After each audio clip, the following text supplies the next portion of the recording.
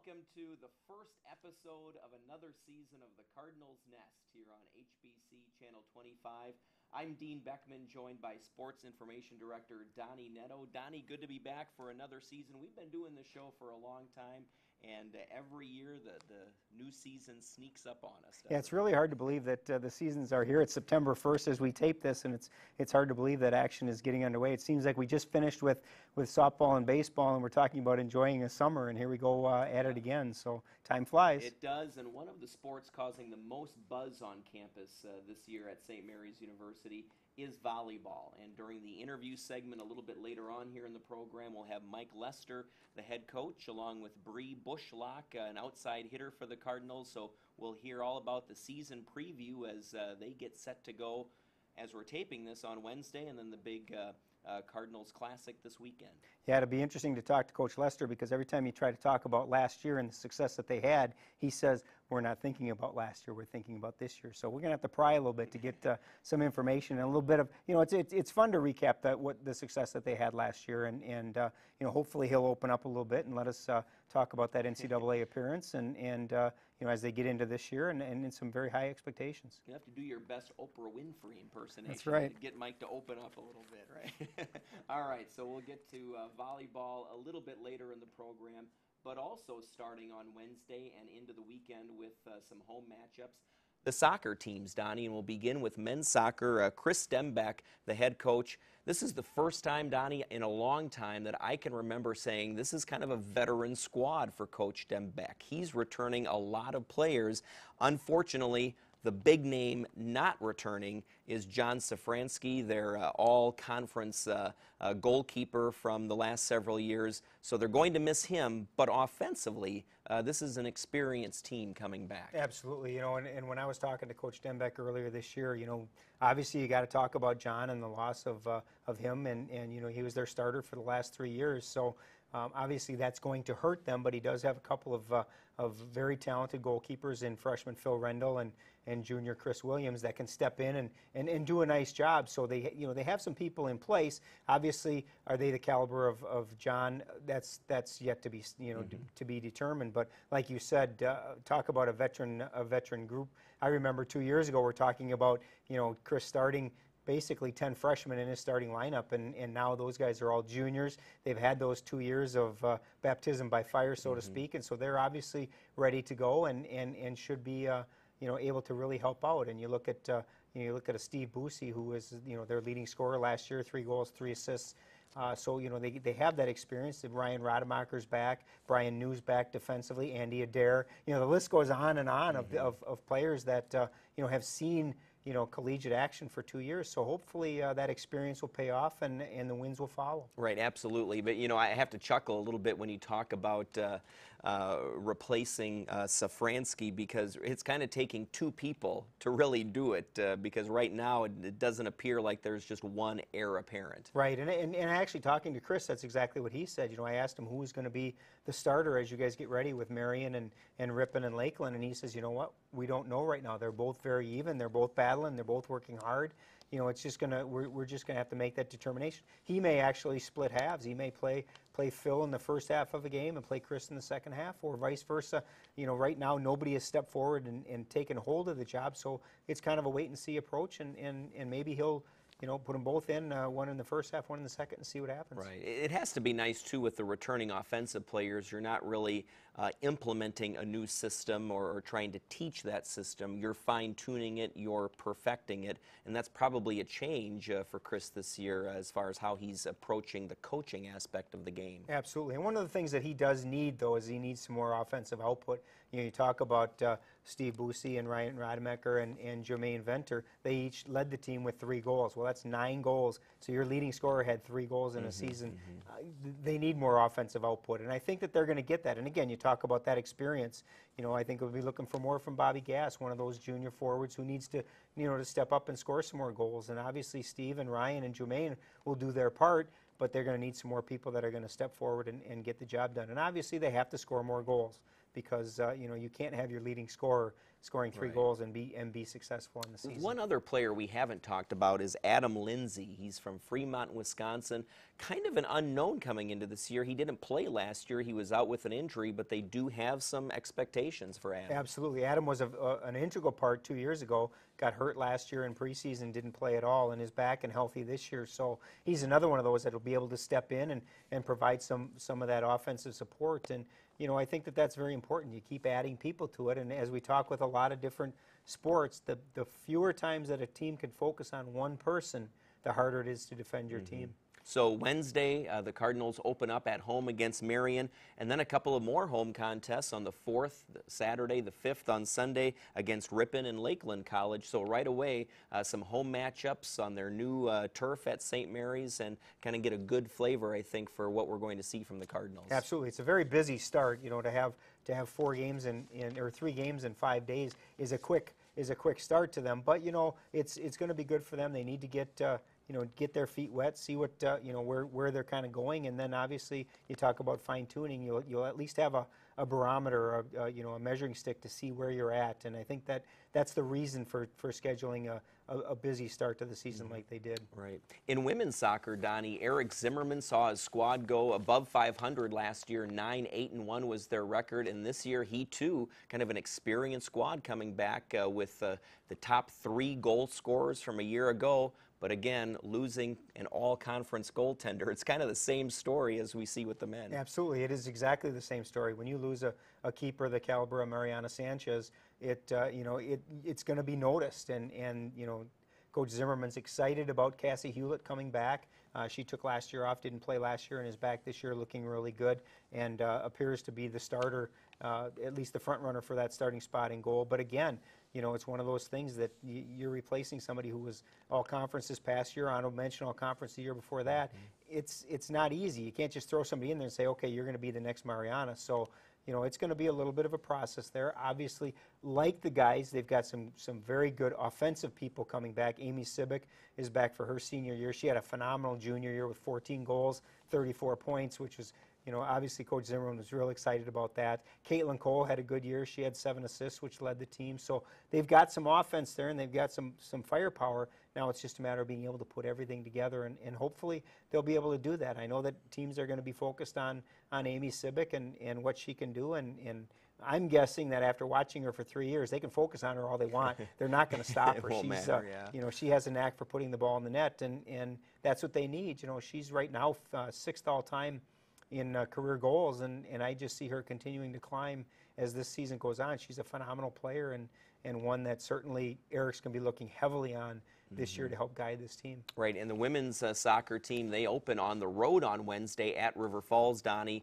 and then they'll take on Ripon and Lakeland this weekend as well. Yep, so again, it's a busy week for them as well, and unlike the guys, I think there's a little more time that Coach Zimmerman needs to see what he has. He's got some good experience, but he's also got some people that are going to be filling some roles that they haven't been in before. So 3 games, Wednesday, Saturday, Sunday is going to be a good thing for them as well. We'll turn now to cross country, and for years, for almost all of the sports, we had talked about inexperience, young athletes, and I guess it stands to reason that now we're talking about experience, and it's very much the same thing with cross country. For both men and women, Donnie, this is an experienced squad coming back. Absolutely. And the nice thing for Coach Barrett, you look on the guys' side, he returns virtually his entire top 7 scorers from a year ago, including David Feather, who was the leading runner for them in each of the first 6 meets, and then young Peter Borash, he was second to David in those first 6 meets, and then at the regional, he turned in his best performance of his career and did a nice job in beating David in that meet. So those two add to that Benton Kodat and Quentin Moore and Jake Traxler and Michael Mockler. Robbie McGuire. Robbie McGuire. It goes on and on. They return all these people. So I think that Coach Barrett is excited about this season, and hopefully, they can make a step or two up the MIAC ladder, and you've got that experience. They put in a lot of miles over the summer. I know when I talked to them when they came in for their early training, Ward was real excited about where they were at. They were very fit. They were ready to go, and so hopefully hopefully that'll pay off. Yep. I know as you talk to Coach Barrett about the cross-country season, the thing he always says is you have to be wary of the injury bug. And you look on the women's side, that really hit them hard last year. Between injuries and illnesses, they never had a complete starting lineup of their top 7 people. And I know that that's the one thing he's really hoping this year that they'll get. Yeah, and Joanna Pace, Emily D, they're going to sort of set the bar again this year for the women's side, which isn't maybe quite as deep as the men's side, but still experience coming back. Right, absolutely. And Emily D is coming off of a season that was, you know, she was hampered by injuries and illness all season. She's back healthy, and that will certainly help because she was one of their top runners as a freshman and a sophomore. So obviously her senior year, she's going to be looking for some big things. So there's a lot of optimism there. It's just a matter of, you know, it's a funny thing. You can't really control injuries and illnesses, and you know, Coach Barrett felt handcuffed last year. Hopefully this year they'll stay away from that. And the only sport that we can't say there's a ton of experience coming back really is golf. And Donnie, just a minute left in this segment, but for both the men's and women's side, they lose a combined 7 players from a year ago. And so Coach Stengel, Jeff Stengel for St. Mary's, he's going to have to try to figure out how players are going to fit in this year. Yeah, Ethan Austin and DJ Borgen right now are the most experienced on the guys' side. There is a freshman, Tim Wolford, who's in this year, who's had a really good early fall. I know Coach Stengel's excited to see what he can do in the 2 dual meets they have against McAllister and Carleton this weekend. But so far in practice, he's been doing really well, which would give them 3 good, solid golfers to start. And then obviously some people are going to have to step up because they don't have a lot of experience. They may have experience in years in terms of where they're at school, but in terms of competing at the collegiate level in varsity golf, there's not a lot of experience there. So those 3 are going to have to carry them. On the women's side, Gia Pooch is the player to watch. She had a great end to her fall season last year, shooting a 79 in the first round of the MIAC championship. She actually went into round 2 as one of the leaders in the tournament. So obviously she's proven she can do that. It's just a matter of doing it on a consistent basis and hopefully getting some players that can fill in with her. All right, when we come back here on the Cardinals Nest, we're going to talk about the volleyball season.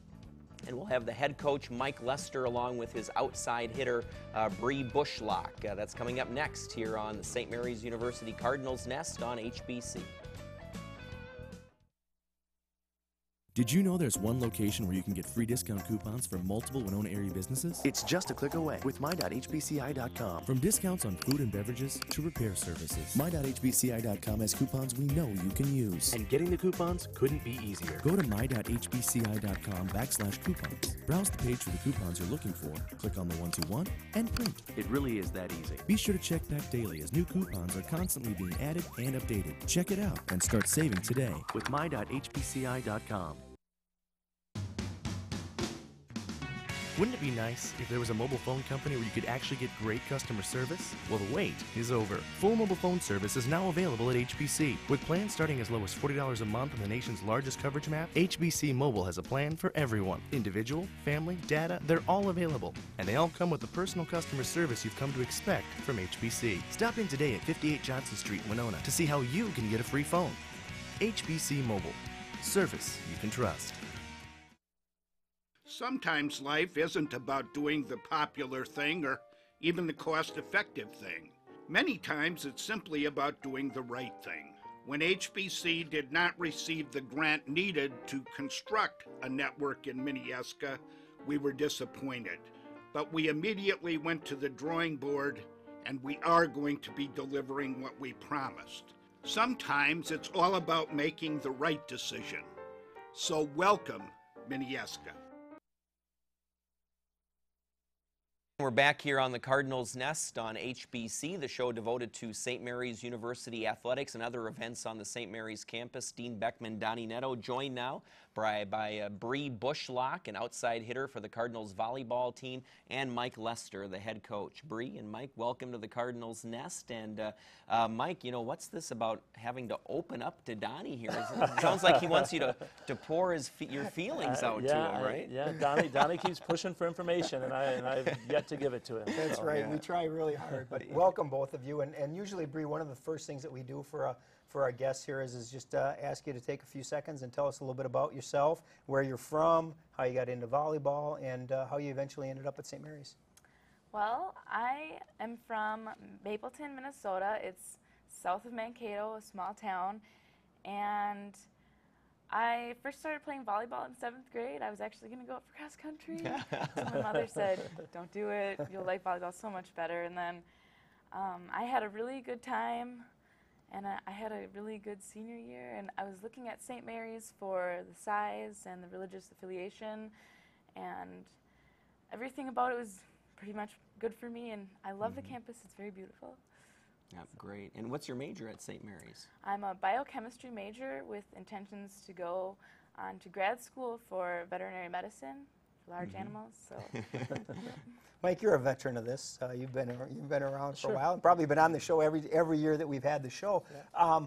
And I know that, as I mentioned in the first segment, you really don't want to focus a lot on last year. Sure. But what a great year! I mean, 22 wins, the most since 2000. Yeah. You made it to the NCAA tournament. Obviously, there was a lot of positive that happened last year for this team. Yeah, no question. I mean, when you have a season like you had last year, you can't really help but look back on it, and hopefully you look back on it and just enjoy it for what it was.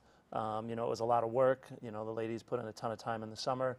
And all that preparation really paid off with that trip to the NCAA tournament. And, you know, hopefully, you know, when we talk about last year, we really talk about it as in terms of a springboard into this season. So, you know, we don't completely disregard last year, but we really talk about it more in terms of what it means for us going into this year. And obviously, with the team that you have back, you really graduated very few from that team. You can't forget Courtney Runge and Jess Larson, because obviously they were instrumental in that team, but you have a great nucleus back. Do you talk a lot about what you want to get out of this season, where your goals are? We do, but we talk about it more in terms of taking each day, each practice, each match, as it comes along. I think the team really feels like we could get to the same point and really improve on even what we did last year. You mentioned Courtney and Jess. Certainly, those are two big losses. But we returned 14 players off of last year's roster, and I can't say that there's too many teams in the country that can say that they have that returning. In addition, then 5 starters off of that team as well. So, we're looking forward to tonight and see how it goes. Now, Bree, you're a sophomore this year, and so quite a ride last year, right? But a great learning experience too for the younger players on the team. yeah, I agree. I had a really awesome experience, and I still have so much to learn, but I definitely had things to think about all summer in terms of preparation for this year. Yeah, and would you say too that it raises the bar a little bit for the program, right, Bree? I mean, the expectations are there now. I mean, last year you make the tournament, and certainly you go in as Coach Lester said, you want to have a great year and kind of see where things go. But certainly the bar has been set a little bit now. Yep, and then even with those 2 starters gone, we have really big shoes to fill, I feel. So you're right, the bar is definitely up there. Yeah. It's interesting. You have expectations on yourselves, obviously, and you talk a little bit about what you want to accomplish. But I think the expectations from other people for you are higher too. Do you feel any? I don't want to say pressure, but the expectation from everybody is higher. No, I think you're exactly right, and I hope that the way our team is perceiving it and the way the campus community itself is perceiving it is just as an excitement around volleyball, and not only just volleyball, but the rest of our athletic programs. And hopefully we can use that success last year to continue to build on not only volleyball, but the other athletic teams here at St. Mary's. Obviously with the preseason poll coming out and us getting into that poll, we as a team have talked about, we're probably going to have some people come up and say congratulations and good job, and we as a team need to know how to take that and, to be excited about it, but also understand that for us, it's a starting point, whereas for the rest of the community and the campus, it is a very exciting thing, and we should be pretty proud of that. But as far as individuals and a team, we're really looking at it as, okay, it's a good starting point. Now, where do we go from here? And Mike, I suppose the trick for you as the coach and for the players too is how do you turn that pressure into fun? Sure. I mean, I was struck by what Bree said earlier. She got into volleyball and stuck with it because she had fun. Yeah. And the players, they're going to excel if they're having fun during the season. So that's the key, turning that pressure and having fun with it. Yeah, no question. And that's actually one of the things we talked about last night right after our practice going into, our first match here. We've put in the work. We've done the tough stuff now. Preseason was not all that fun for everybody. Some parts of it can be fun, but overall it's not fun. Now is when the fun part happens. Now we get to go out on the court and play the game that we all love and have a lot of fun with it. So, you put in the work. There's no reason to have pressure. There's no reason to feel nervous because you've put in the time. And if you've done that, then it becomes a lot of fun. So. You know, one of the interesting things, and probably a luxury for Bree, is that she gets to learn or gets to work with, you know, some very talented people. And I know as a coach, you don't like to single people out, and that, you know, it's a team effort. But when you return, you know, Sarah Gardner, an honorable mention All-American, and Jess Mate, an All-Conference player, and Amy Kuyak, and, you know, we start talking about all the people that are returning for these other sports. You're in the same boat. You can just keep naming these people who are back. You know, you got some really talented players who you know, can do some really big things this year. Yeah, you know, I think you're right. I think we have a lot of players that played in big matches and were, you know, on the court for a lot of those big situations last year. You know, but at the same time, we return so much experience, you know, all up and down the list of whether you played or you didn't. And that really should give us a good balance of on-court experience, some, you know, fresh energy for some people maybe that didn't get a ton of playing time last year, but are really looking to challenge for some of those starting roles, or even if it's not a starting role, you know, additional playing time, or maybe even a more important role in a practice situation or whatever it might be. And that's a big part, you know, that we talk about a lot, is making sure that everybody understands and accepts and is excited about whatever role they may have. Bree, talk a little bit about, obviously this is a very busy week. You play on Monday, you open up at home against Viterbo, and then you've got the Sugarloaf Classic this weekend. In volleyball, you play in a lot of tournaments, a lot of weekends. You get to open up with one at home. Talk about that experience last year for you, which was something probably new, and what you look forward to this weekend. Well, last year, I know it was the first varsity volleyball in college. I got a little court action, and then watching all those teams together in one place and seeing all the different levels of teams there, and then how successful we were last year really set the bar high for the rest of the tournaments and the rest of our games. And this year, we're looking for the same thing, to be successful and to turn our preseason accomplishments into success on court. Mike, how about you? Obviously, when you set this tournament up, you know, you pick the teams there. You question. invite the teams that come here, and there's some very talented teams here. Yep. That's on purpose. Absolutely. You know, Donny, you and I have talked about this before. You know, these matches are very, very important, but they're not nearly as important as our conference matches. But what makes these matches so important is the ability to use these matches to prepare for those conference matches. And it really wouldn't do us a whole lot of good to go out and play teams that we know we're going to have a ton of success against, and not be challenged, and not you know, do some things that are going to prepare us for that first conference match on the 15th of September. You know, that's certainly what we're shooting toward. But in addition, you know, the teams we're playing are all region opponents, and when we're looking at you know, potential postseason appearances and things like that, playing well against region opponents is important. So it was nice to be able to get those region schools into our tournament. And I think part of it had to do with some of the success we had last year. Teams want to come here. They want to come and play against us, and so that's a good thing for sure. Well, and Mike, we talked about St. Mary's being ranked in the top 25, and you talk about preparing for the conference season. There's a lot of conference teams in that top 25 nationally, which, you know, makes it all the more important for you to do what you just talked about. Yeah, Donny said I've been here a long time, and the longer I'm here, the less things seem to change. Right. You know, I mean, it seems like every year we go in and we're sitting there looking at 4, 5, 6 teams from our conference that are, you know, in the top 25, receiving votes for the top 25. You know, 2 years ago, we had half of the teams in our conference make the NCAA tournament. That just tells you where our conference is on a national level, not just here in the state of Minnesota. So yeah, you know, going in right now, we've got 4 teams getting votes in the top 25. You know, we're fortunate enough to be one of them right now. But you know, that being said, we're picked 4th, tied for 4th in our conference. You know, so it's unusual that as a conference school, you're ranked in the top 25 and you're not one of the top couple in your conference. But that does go to speak to the strength of our conference. For sure. The conference is really tough, and you look at really this year. There's going to be a lot of new faces, and it's not really going to be on the court. It's going to be those roaming the sidelines. And obviously, this weekend at the Sugarloaf Classic, one of those will be Corey Phelps, who's now the coach at St. Kate's, a good friend of yours, obviously, and an assistant coach at St. Mary's. You know, for a number of years. Talk about what that's going to be like when you see him. You know.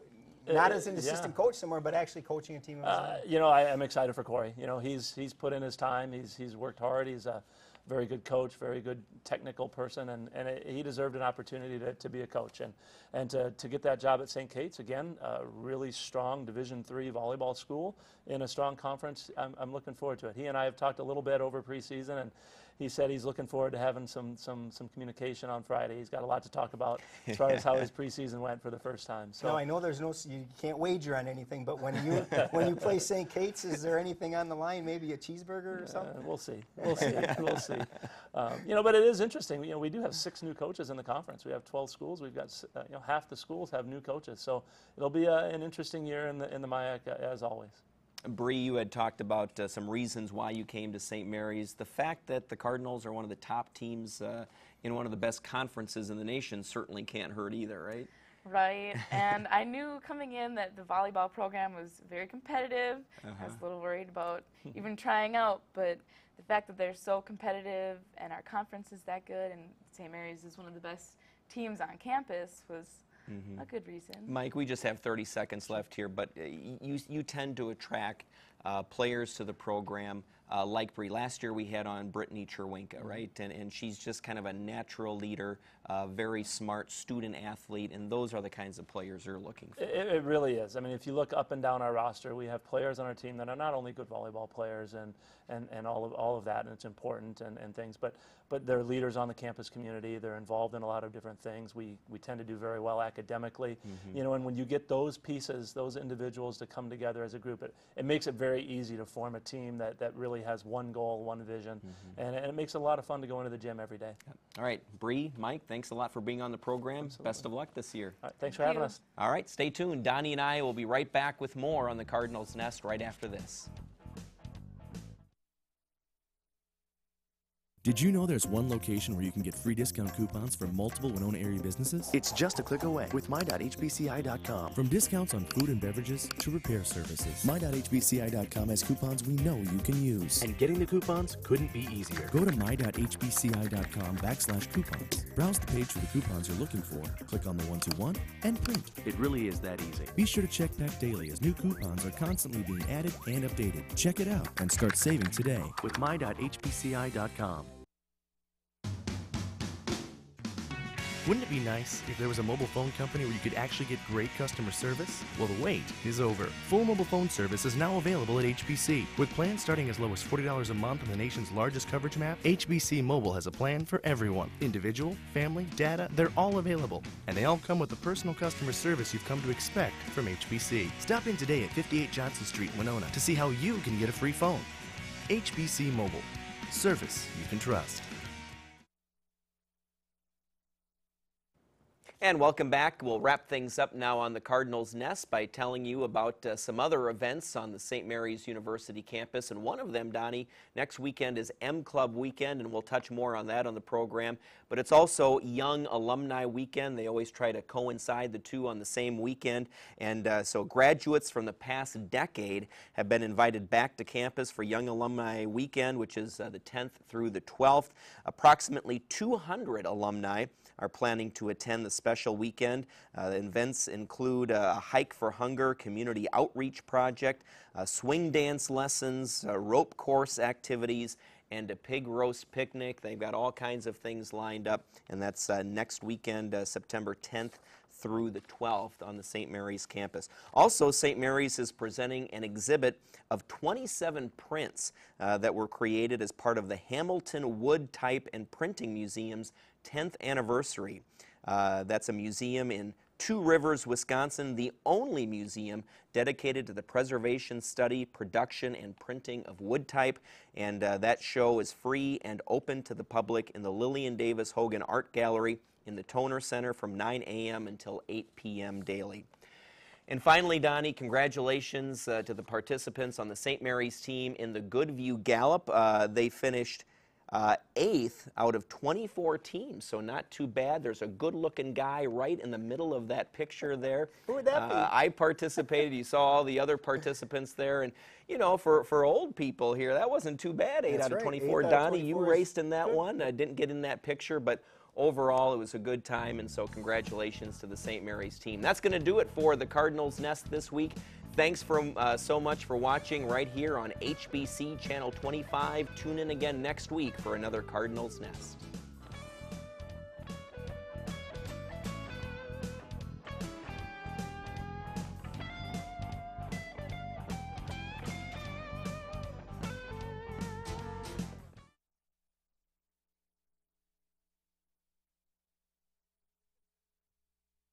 Just a few things coming up. at the end of the school year and as we go into summer at St. Mary's University. First of all, as graduation is going on, the day after, there's going to be 9 students going on a mission service trip to Guatemala.